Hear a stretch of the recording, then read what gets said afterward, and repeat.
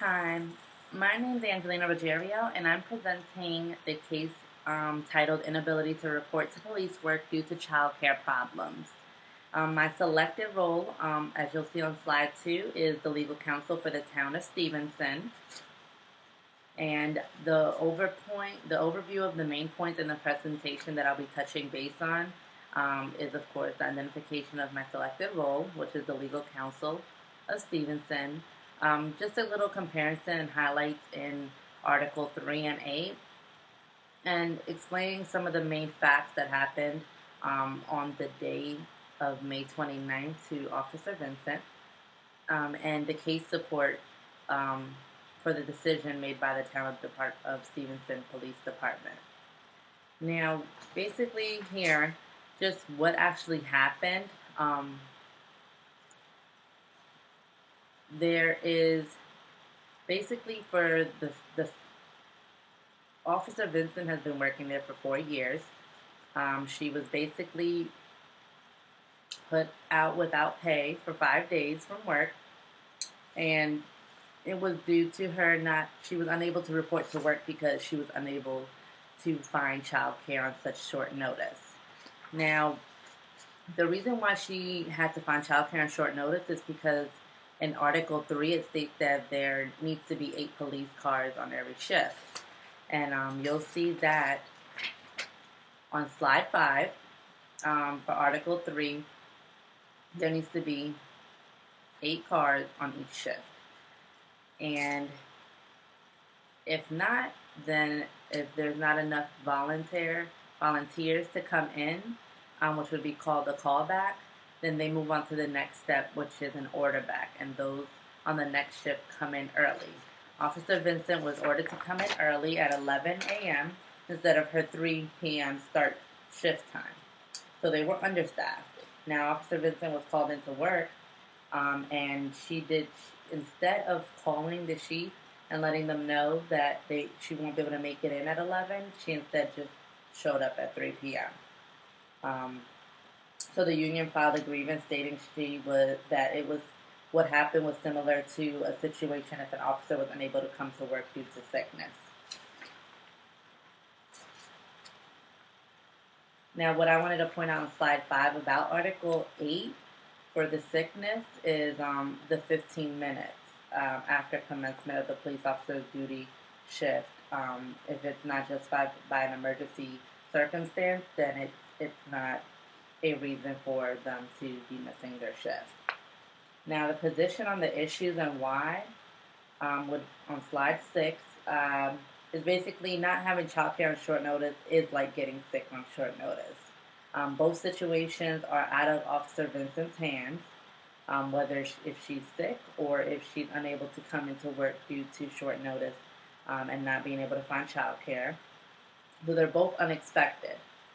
Both situations would have caused Officer Vincent from reporting to her earlier shift and causing a breach in the agreement of always having 8 police cars on each shift. Both articles state that there must be a justified emergency or circumstance in order to not work a shift. Officer Vincent never contacted her chief to explain why she could not make the order back, and instead chose to just show up to her 3 o'clock shift.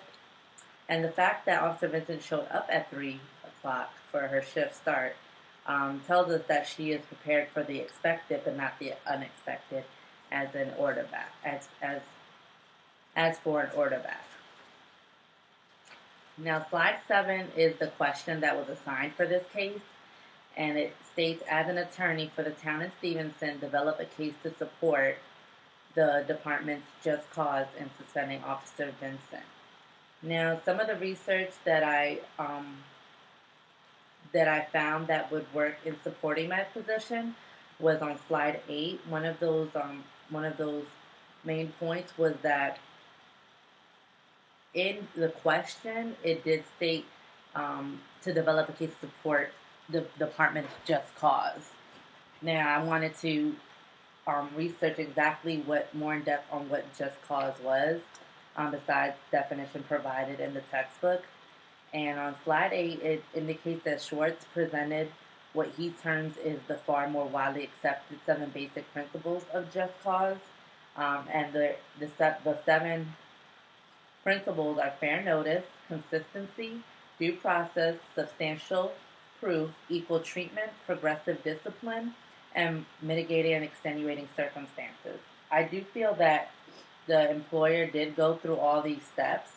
Um, Being that Officer Vincent was working there for 4 years, I'm sure she's well aware of the articles and that she was given fair notice. I'm pretty sure it's consistent. Um, since it was a grievance, I'm sure she was given. This is when she's being given the opportunity to rectify the decision made by the police department. The proof is basically the documentation of her um, not being there when she was called for the order back. I didn't see any indication of discrimination, so she was receiving equal treatment. In the proposed action plan, I do feel that it will basically correspond with the progressive discipline of the principle of the sixth principle on here.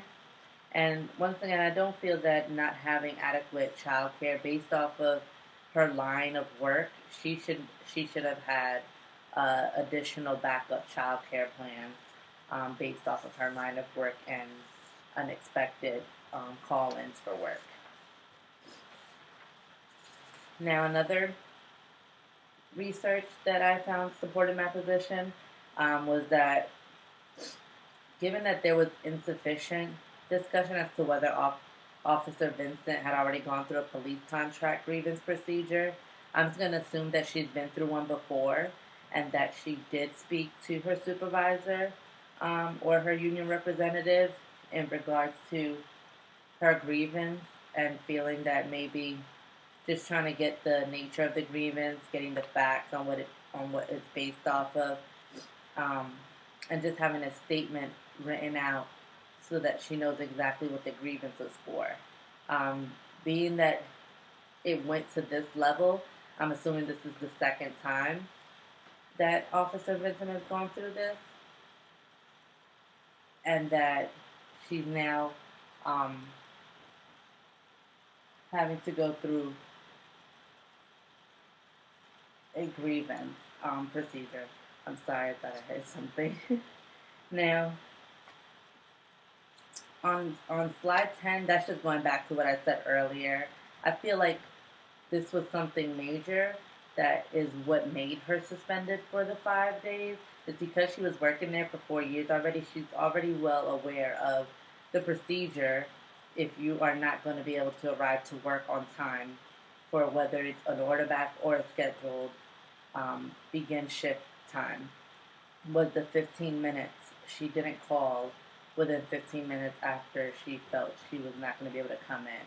She just decided to show up at her 3 p.m. shift. Now, on slide 11, according to Paul and Townsend, I listed on their good progressive disciplinary process characteristics on there that I feel could be incorporated into a detailed action plan. Now, in order for an employer to present an action plan to an employee, I feel that an employee needs to understand what it is. So I went ahead and got the definition of an action plan, which is listed on slide 12. And on slide 13, my proposed action plan would be that as an employer, they should look into possible on-site child care, given the line of work that their officers do have. I feel that that would reduce employee absentee, and if they have a high turnover, I'm sure that would lower that as well. They should also have an addition. The employee, Officer Vincent, should have an additional backup plan for child care. And if unable to come into order back, the Officer Vincent should have let the chief know as soon as she was called in that she would not be able to come in for an order back. That way, the chief could have gone ahead and gone down the tree, the call tree, and contacted the next officer in line. So as a conclusion to my presentation, at the end of it all, given the nature of Officer Vincent's line of work, she will need to have a backup child care plan because it does not qualifies as justifiable emergency according to both Article 3 and 8. Also, Officer Vincent broke the contract provisions under the union's Article 3 and 8, and I feel that the punishment fits the disciplinary action. And that concludes my presentation. Thank you.